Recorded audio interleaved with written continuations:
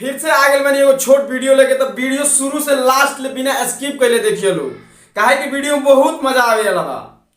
तो बिना कोनो लाड़वा लहसुन के नू स्टार्ट कर जाओ आज के बकचोदी। तो ए कैमरामैन वीडियो लगाओ। देखी के मुहावा से चूहता पानी रे, टेस्ट कराऊ करू नया नकानी रे, मन भरा रे। अच्छा बेटा, तो तुहरा मुंह से लार चुहता, तो भौजी से मुंह मुतवाली तुहार बहन चुदो लारा देना देना देना क्या बार बार मांगोता।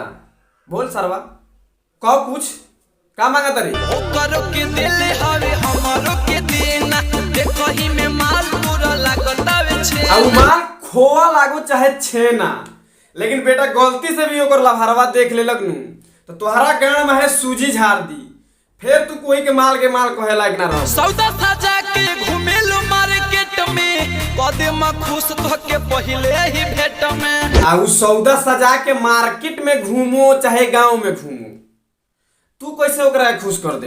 तुहरा जैसा लड़का से कितना बार पेलवा के खुश भइल हुई, देखब नहीं खो ओकर चेहरा लौकता कितना अलगही से झलकता।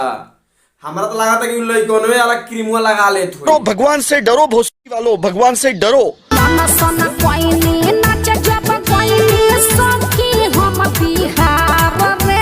मन काहे ना सन की तुहारा ई पता नहीं खे कि बिहार के लड़का कितना खेलल होगो सन।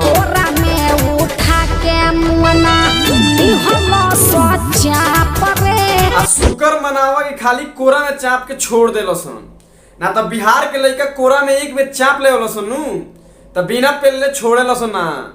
आ हई जौन तू झमकौले बाड़ू नू ई तब तुरंते खड़े लसार दी सन। बात तो सही है। सखी देख के तू हजारा कवनो हरा न दबावे। तो हे भौजी तोहरा तो खुश होके के चाहिए कि 2000 में खाली हॉर्न दबौलो सन, आ ना तो साला बिहार के लड़का जे रहतो सन नू तो 200 में तोहरा के पेलबो करतो सन। जा भौजी हम ना रहनी ना तो हम तो तोहरा मुंहे में पेल देती। इतने तेजस्वी लोग हैं। आज हो सुहाग रात के पहला हो दिनवा, हरी न पिया बल जोरी। हे भौजी तोहरा से बियाह को के लिए आई बा सुहाग रात के दिन छोड़ही खातिर, उ तो अपने कितना दिन बर्दाश्त कइले बा हाथे हिला के, आ तू कहत आरु कि छोड़ दी। बथ लागी मोर कमरिया पति देव छोड़ दी।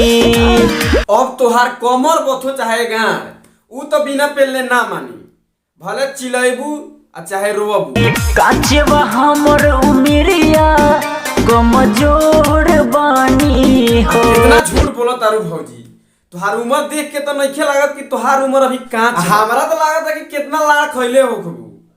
तुहारी गाल देख के फूलल नू लागत है कि तू मुंहे में पेलवा ले। ओ भाई मारो मुझे, मारो मुझे, मारो नहीं ये मजाक हो रहा है। एक सेकंड यार, मजाक हो रहा है नहीं। तो बहुत भाई लोग आज की वीडियो यहीं खत्म करता नहीं, तो अपनी के फिर मिलेंगे एगो छोट वीडियो में।